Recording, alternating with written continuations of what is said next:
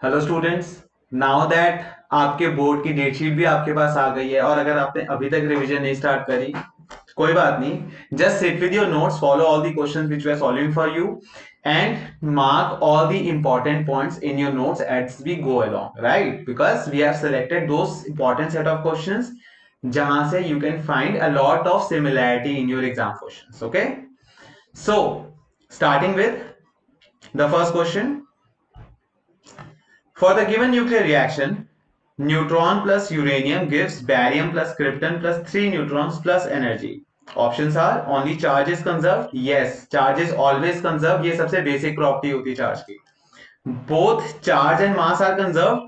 No, mass is not conserved because mass ही तो energy में convert होता है.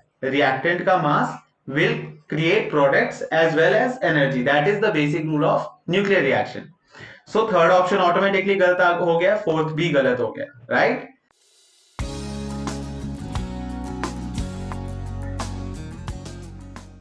Next one, arrange the following in order of magnitude of the nuclear charge, proton, neutron and alpha particle. Now बेटा, how do you write proton? You represent it like 1h1. Neutron को आप कैसे लिखते हो? 1s2. And helium particle which is alpha particle 2 4, right? तो nuclear charge which is, इसमें एक proton, इसमें एक प्रोटॉन, इसमें दो प्रोटॉन्स. सो न्यूक्लियर चार्ज किसका क्या हुआ? प्रोटॉन का nuclear charge is equal to neutron का, और ये दोनों ही छोटे हैं किससे? हीलियम पार्टिकल यानी अल्फा पार्टिकल के न्यूक्लियर चार्ज से, उसमें दो है. सो आंसर ऑप्शन हुआ हमारा B. Next one, a positively charged metallic ball is falling onto a metallic ring as shown. Its acceleration will remain same, change, greater than gravity, less than gravity, or change but not because of charge. See, ये कह रहे हैं कि एक positively charge metallic ball, ठीक है, एक ring के थ्रू गिरने वाला है. बट होगा क्या? When a positive charge is passing through a conductor, it will induce equal and opposite charge along its circumference, due to which it will also experience an electrostatic force of attraction. So along with, यहाँ पे already existing force कौन सी थी? Gravity वाली, which was mg. Along with this, there will exist an electrostatic force from all the directions of circumference. That means there will be some net effective electrostatic force, right? So this is the total force acting on the ball right now, due to which इसकी जो acceleration होगी, that will be greater than acceleration due to gravity. So our answer is it will change and it will be greater than acceleration due to gravity, right? Next question. Two charged particles A and B and a hollow metallic shell C are placed as shown. Two charge particles A and B, एक charge particle हमारा यहां पे है और दूसरा B एक hollow metallic shell के अंदर है, which is the C part. ठीक है, this is hollow metallic shell. The force F between A and B, आपने इलेक्ट्रोस्टैटिक शील्डिंग इफेक्ट सुना होगा, पढ़ा भी होगा. What is that? That is, अगर एक कंडक्टिंग सरफेस है, राइट, जिसके अक्रॉस चार्ज है, तो उसके अंदर नेट इलेक्ट्रिक फील्ड जीरो होती है. Simple as that. Charge metallic body के अंदर इलेक्ट्रिक फील्ड जीरो होती है, राइट? ये आपने पढ़ा हुआ है. ऐसे सिंपल सिंपल कंसेप्ट्स मैं आने वाले क्वेश्चन के साथ और एक्सप्लेन कर दूंगा. We are just starting, just listen to it. So when electric field is inside zero, how does a force is exerted on a charge? Force is exerted on a charge by the presence of electric field. F is equal to Q. आपने formula भी पढ़ा हुआ है.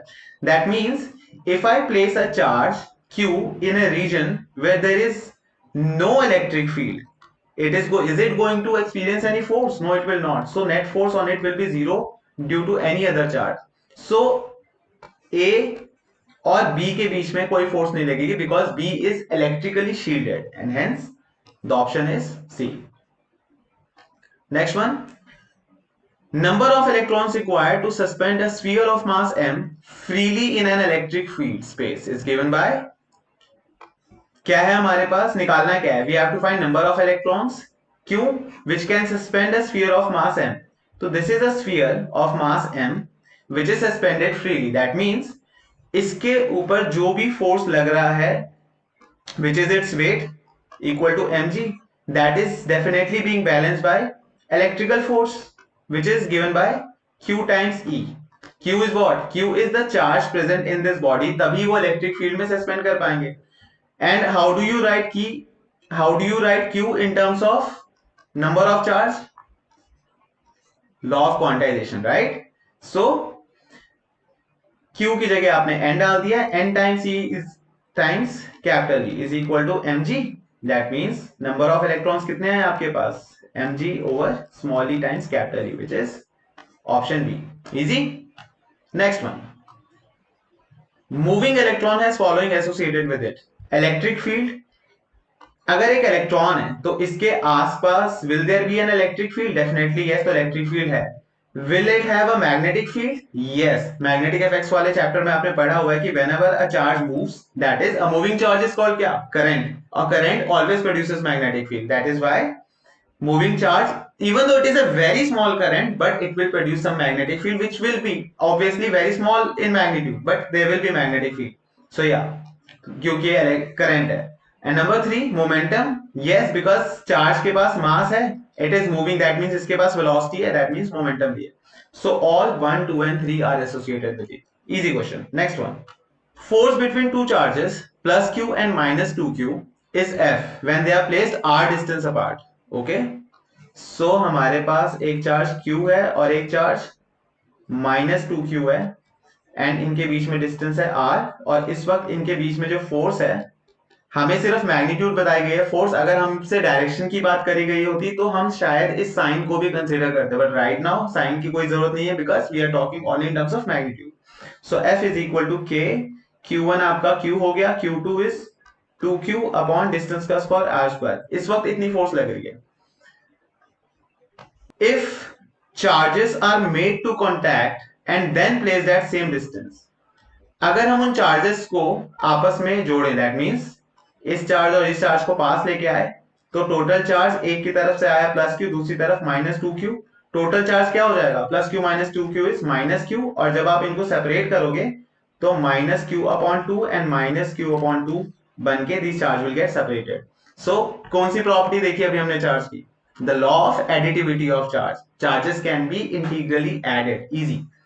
So अब क्या force है इनके बीच में? अगर हम मैग्नीट्यूड की बात करें तो अब की बार जो फोर्स है F dash, that is K. Q1 is Q/2, Q2 is Q/2 divided by, they are placed at same distance.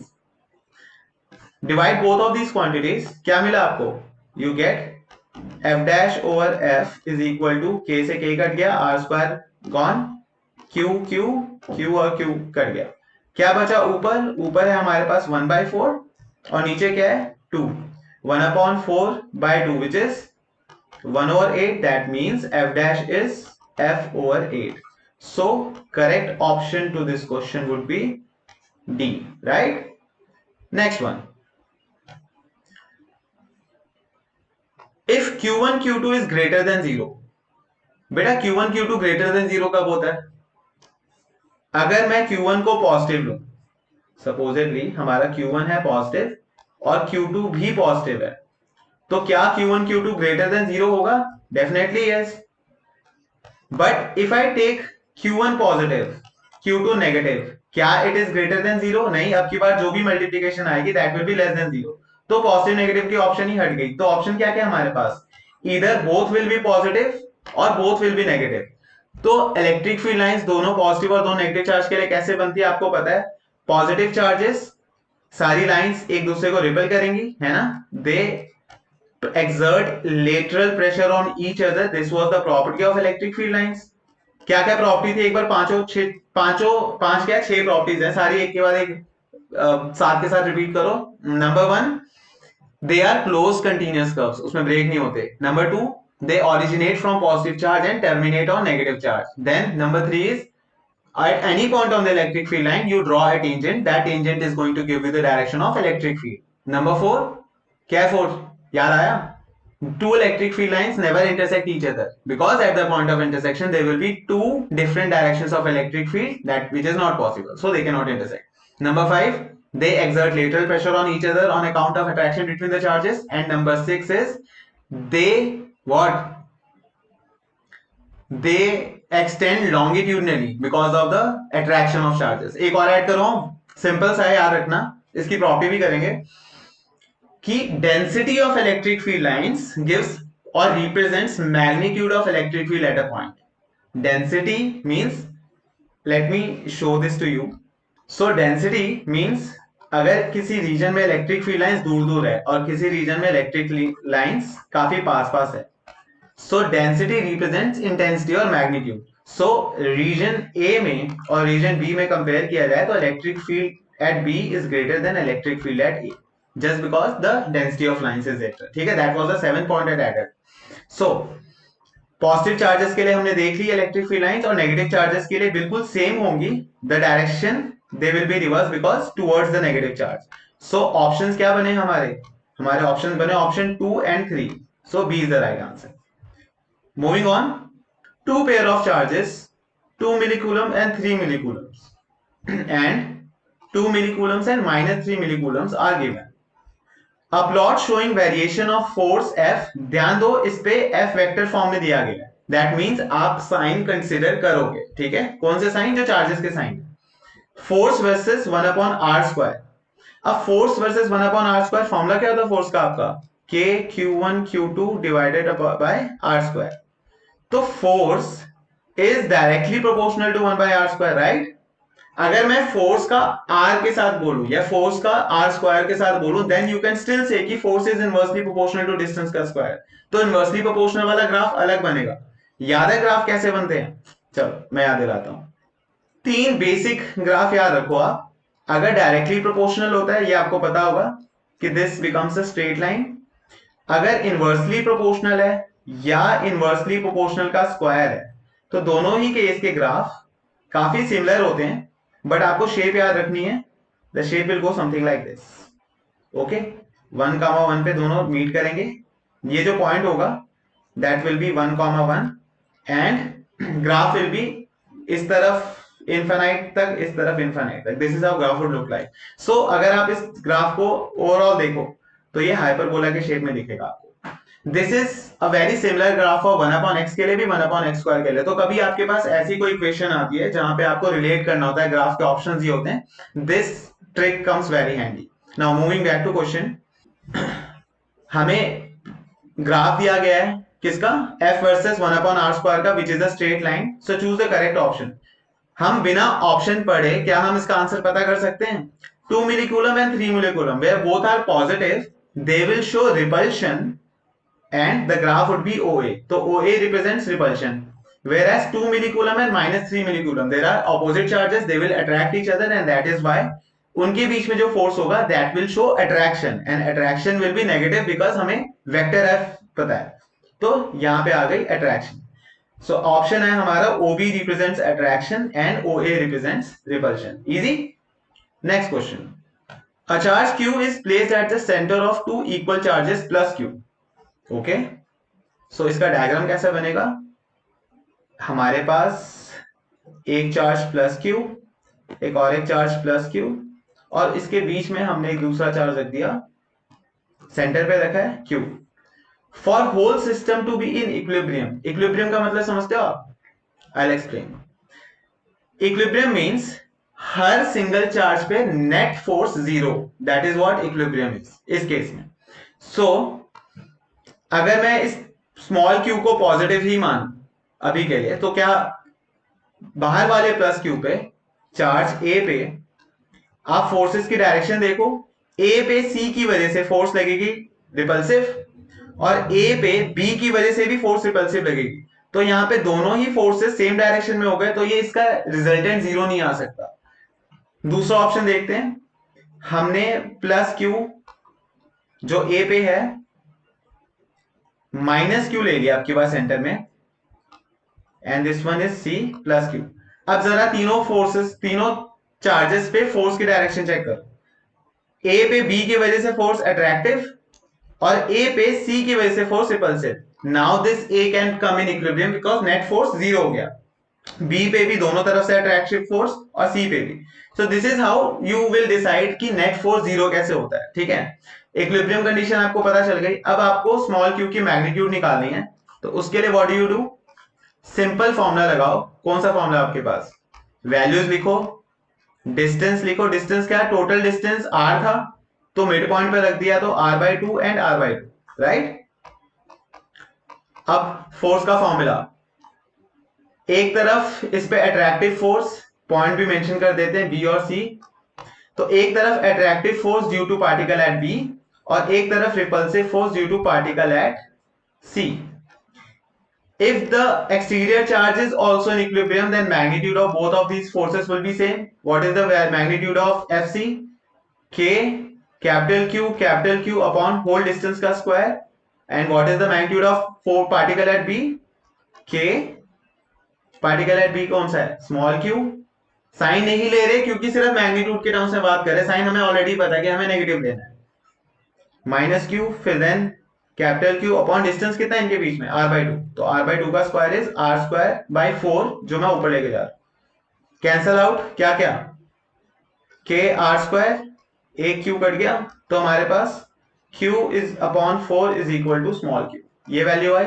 और साइन हमें पता है कि it has to be negative, so the correct answer would be, और sign हमें पता है कि it has to be negative, so correct answer would be -q/4, right? Next question is, consider the following statements. Two unlike charges can attract each other. True. दो, एक positive और negative charge हमेशा attract करेंगे. Two like charges can attract each other. No, because दो like charges can attract each other only if magnitude of one charge is way greater than magnitude of the other. तभी दो like charges attract कर सकते हैं. Two like charges can attract each other if one charge is larger magnitude, we just discussed. And two unlike charges repel each other. No. That means option 1 और 3 सही है, तो correct answer हमारा हो गया B. Okay, next question is, dust particles settle over gramophone records और plastic sheets mostly because of. अब normally आप अपने घर पे भी देखा होगा कि जब बुक्स लगी रखी रहती हैं, जब आप बहुत टाइम तक रिवीजन नहीं करते हो तो उस पर धूल पड़ जाती है, राइट। स्पेशली प्लास्टिक शीट हो तो बड़े आराम से पड़ जाती है। क्यों? Because plastic has a tendency to what, get charge. Normal friction से भी उस पर अच्छा खासा चार्ज डेवलप हो जाता है, आपको पता है, आपने बहुत बार प्लास्टिक शीट रैप करी अपने नोटबुक पे, हाथ पे भी चिपकता है, राइट।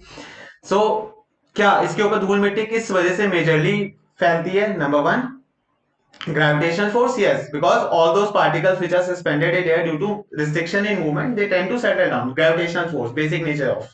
So 1 definitely सही है। Number 2, electrostatic force. Yes, electrostatic force से होता है। Number 3, okay, इलेक्ट्रोस्टैटिक फोर्स से कैसे होता है? सिंपली बिकॉज प्लास्टिक शीट्स क्या चार्ज हो जाती हैं, उसके बाद उसके आसपास से कोई भी छोटा मोटा पार्टिकल निकलता है तो वो चार्ज इंड्यूस हो जाता है और वो पार्टिकल्स अट्रैक्ट हो जाता है, ठीक है। Number 3, van der Waals forces. नहीं, वैंडरवॉल फोर्सेस हालांकि ये भी वीक इलेक्ट्रिकल फोर्स है, but they are very weak in nature, so they can not tend to attract that particular kind of mass. So van der Waals की वजह से मेजरली नहीं होता, मोस्टली बिकॉज लिखा हुआ है ना क्वेश्चन में, मेजरली किसकी वजह से होता है, तो इलेक्ट्रोस्टैटिक एंड ग्रेविटेशनल फोर्स।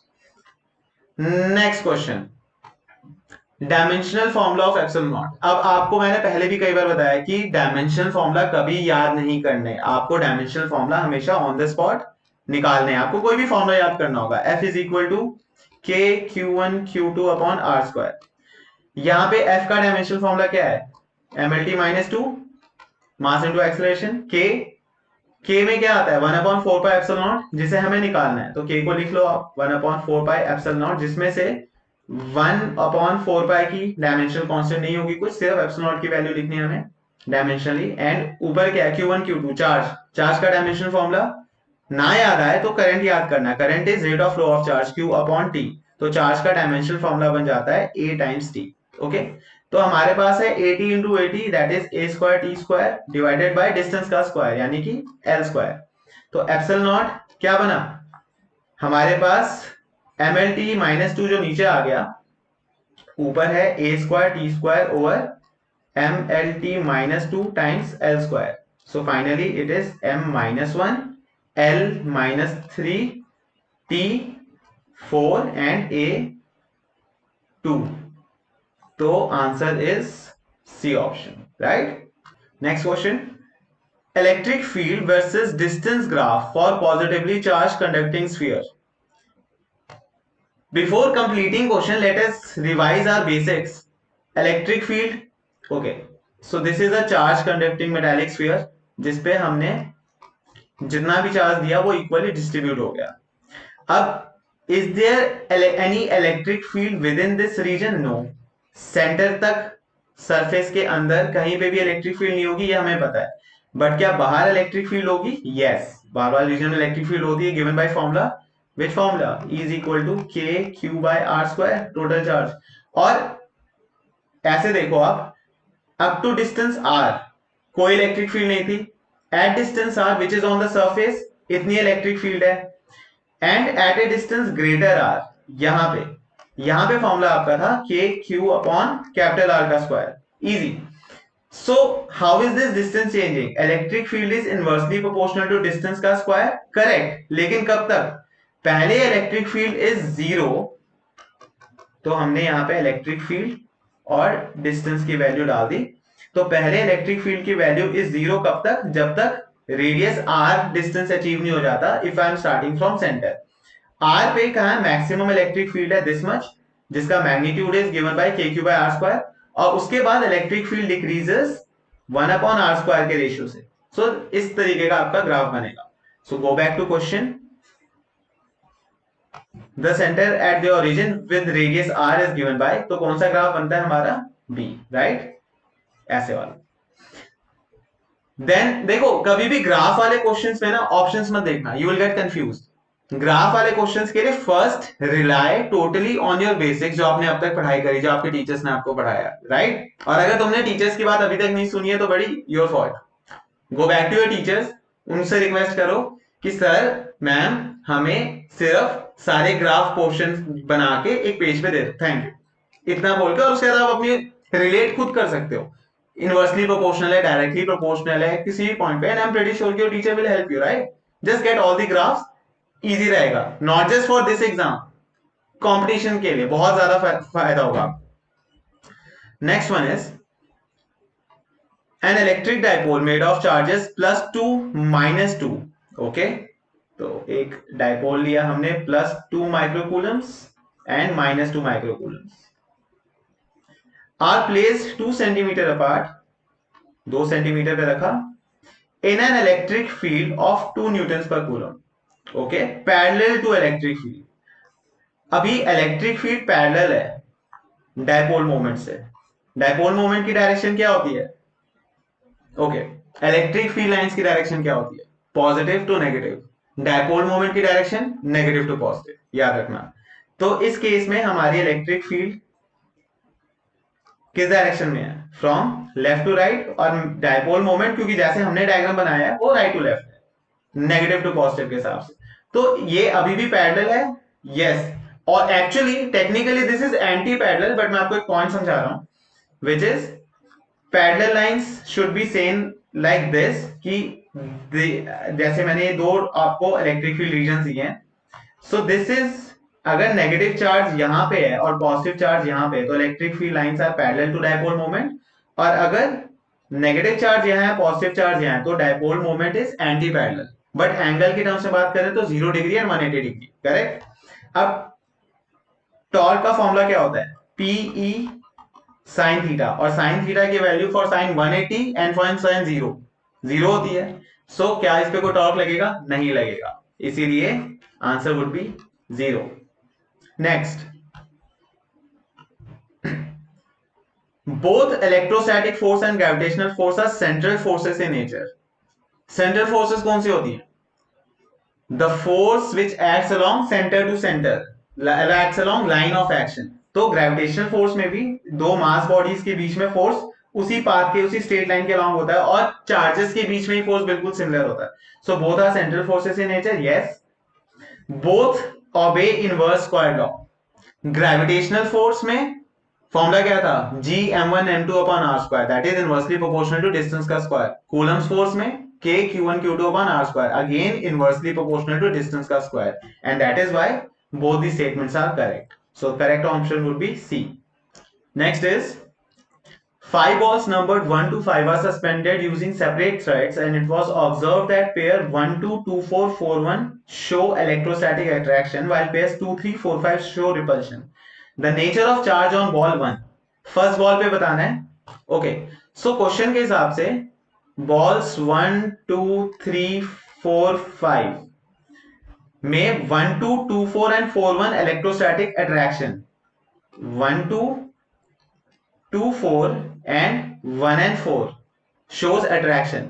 यहां पे एक गलती है, पता है क्या? देखो, अगर हम 1 को पॉजिटिव लें तो 2 हैज टू बी नेगेटिव, क्योंकि इनके बीच में अट्रैक्शन है, क्वेश्चन में कहा है.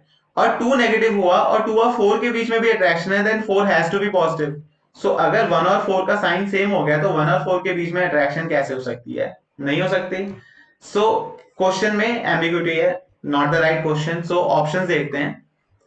The nature of charge on one ball is either positive और न्यूट्रल, न्यूट्रल, पॉजिटिव, नेगेटिव. सो अगर हम पॉजिटिव लेते तो हमारी बात नहीं बन रही, नेगेटिव ले रहे तो बात नहीं बन रही. ऑप्शन डी ऑटोमेटिकली गलत हो गया. So this is how you choose the process of elimination if you have to reach the right answer. अब देखो, इस क्वेश्चन को प्रोसीड करने के और भी तरीके हैं. मैं दूसरे तरीके से समझा के आपको पहले न्यूट्रल पॉइंट समझा देता कि न्यूट्रल क्यों, right, but that would have taken more time. This was the easy logic कि क्वेश्चन में देखो कि क्वेश्चन में क्या दिया हुआ है. हमेशा try to understand the question properly, और आपको हिंट भी मिल जाएगा, आंसर भी मिल जाएगा. Okay, next question is two small charges q1 and q2 are placed at finite distance in vacuum, exert force F on each other. Okay, तो दो charges हैं which are q1 and q2, इनके बीच में finite distance है and they exert a force F on each other. Noted. If copper rod is placed between the charges, copper rod क्या करता है? तो चलो ये कॉपर रॉड लगाते हैं दोनों चार्जेस के बीच में. बेटा आपको क्या याद है बेसिक्स में कि जब किसी दो चार्जेस के बीच में एक मीडियम आ जाता है तो उनकी फोर्स कैसे चेंज होती है? मैं याद दिलाता हूं. नॉर्मली आपका फॉर्मूला क्या होता है? K which is 1/4 by epsilon naught Q1 Q2 और R square, and F dash अगर it is placed in a medium of dielectric constant K तो फोर्स की वैल्यू हो जाती है, फॉर्मूला हो जाता है 1/4 by epsilon what M. अब एप्सिलॉन m को कैसे चेंज करेंगे? Epsilon m that is permittivity of any medium is k times epsilon not. तो k टाइम्स एप्सिलॉन नॉट आप इस फॉर्मूले में डालोगे तो आपका फॉर्मूला बेसिकली हो जाएगा 1/k times epsilon not 4 pi epsilon not q1 q2 upon r square. और इसी वजह से जो फाइनल फॉर्मूला आपको याद होना चाहिए वो होना चाहिए कि force in a medium is force in air or vacuum divided by the dielectric constant of that medium. Now, what is dielectric strength of any metal? Not just copper as given in this question, any metal. 0. And what? हाँ में हाँ नहीं मिलाने का, अपने notes सामने रखो और मेक श्योर कि you are noting down the right points. Dielectric constants metal की जीरो नहीं होती, इनफाइनाइट होती है, ठीक है, और anything upon infinite is zero. So force between these two charges will become what? Zero. Easy question. Simply on basics. Properties of charges are additivity, yes. Quantization, yes. Conservation, yes. Charges additive होते हैं. एक charge मेरे पास 2 microcoulomb का, एक charge -6 microcoulomb का, दोनों के इकट्ठा किया, टोटल हो गया -4 माइक्रोकूलम, अलग अलग किया -2. That was additivity. Quantization. Quantization means total charge that exists on any charge is integral multiple of electronic charge. Electrons के integral multiple में होते हैं. Okay. For those of you who have heard about quarks, मेरे पास काफी बार question आया कि sir quarks exist करते हैं और quarks का जो चार्ज होता है वो -e/3 प्लस e/3 2e/3 इस तरीके के चार्जेस होते हैं, फ्रैक्शनल मल्टीपल ऑफ इलेक्ट्रॉन होते हैं. तो अगर हम एक चार्ज को निकाल दें तो लॉ ऑफ क्वांटाइजेशन तो वायलेट हो गई. नहीं, ऐसा नहीं होता. You can not remove charge because charge are extremely small particles and they will always exist in pairs to maintain their structural integrity, to maintain balance, और वो एग्जिस्ट ही नहीं करेगा सिंपली. तो they will exist in pairs और overall electronic charge पूरा form होता है हमेशा, इसीलिए लॉ ऑफ क्वांटाइजेशन वैलिड है. Third, conservation of charge. Law of conservation of charge, always charge is always conserved. Simple. So all these options are correct. 1, 2 and 3. If three charges plus q and -2q are placed on the corners of an equilateral triangle of side D, then total dipole moment of the system, okay, minus q no plus q and -2q है ना. तो एक हमने लिया plus Q, एक और एक plus Q and minus two Q. इस माइनस टू क्यू को आप ऐसे लिख सकते हो, एक माइनस क्यू और एक माइनस क्यू इकट्ठे हैं, but you can see them as separate distribution of charge so that you can easily figure out what kind of dipole moment they are forming. तो एक डायपोल मोमेंट इस negative से positive के बीच में और एक डायपोल मोमेंट दूसरे नेगेटिव से पॉजिटिव के बीच में। तो ultimately in this question you are given two dipole moments of equal magnitude. How can I say they are in equal magnitude? Because charges same है, उनके बीच के डिस्टेंस सेम है, इक्विलेटरल ट्रायंगल्स के कॉर्नर पे रखा था। तो आंसर क्या बनेगा? Effective dipole moment will be what? ये P क्या लिखा है बीच में? Theta. So effective dipole moment will be under root a square plus b square plus 2ab cos theta. तो p square plus 2p square cos 60 which is 1/2। तो root 3p square, root का 3 रह गया, p स्क्वायर का p बाहर आ गया, root 3p is the effective dipole moment. So total dipole moment in this question is root 3p. What is p? Either of charge into distance between them, qd. Easy. Next, a charge q is placed at a distance x above the center of a square of side 2x. Okay, so हमारे पास एक square है like this, इसकी side है 2x और इसके centre में, centre से x डिस्टेंस ऊपर एक चार्ज रखा हुआ है q. This distance is x. आपसे पूछा है the flux passing through the square area. Total इस फ्लक्स से, अब फ्लक्स क्या होती है? Flux are the number of electric field lines which are emerging out of this charge, but square area से कौन सी होगी? जितनी लाइंस उससे क्रॉस कर रही है नीचे वाले स्क्वायर एरिया से। So to understand this question the easy thing which you can do is you can create a cube about it, है ना? इसके आसपास एक क्यूब बनाओ आप, and then this is your cube. अब जो नीचे वाला फेस था जिसके अक्रॉस हमें निकालना था, due to this given charge, now you can consider that charge is placed within a cube and you have to find out flux through one passing side, one phase. तो कैसे निकालोगे? Total flux की value will be q over epsilon naught and total 6 phases हैं, तो 1/6, तो q upon 6 epsilon naught. So the answer is option A. So next question, electric lines of force contract longitudinally on account of attraction between unlike charges. Yes, थोड़ी देर पहले आपसे property discuss करी थी मैंने, सातों प्रॉपर्टीज, 6+1 या. And number 2, expand laterally or exerting lateral pressure on each other on account of repulsion or having similar charges. Totally true. So both the options are correct and our option should be D. Next question, electric field in vector form is inversely proportional to r cube. Is it so? ऐसा होता है क्या? Check करते हैं. Electric field का formula क्या है? It is given bye kq upon r square. But इसी फॉर्मूले को अगर मैं वेक्टर फॉर्म में लिखूं, so how can I write? I can write it as kq upon r square, this being the magnitude times direction. Direction के लिए एक यूनिट वेक्टर लगा दिया. अब how do you write a vector generally? A vector is written by magnitude times direction. Direction is given by unit vector. So unit vector is what? A vector divided by its magnitude. ये value इधर डालो तो आपका formula क्या बन जाता है? It becomes kq upon r square into vector r divided by r. So denominator में क्या आ गया? r cube. So electric field vector is inversely proportional to r cube. That is correct. Force का magnitude inversely proportional to r square. The obviously correct है. So both are correct. D option.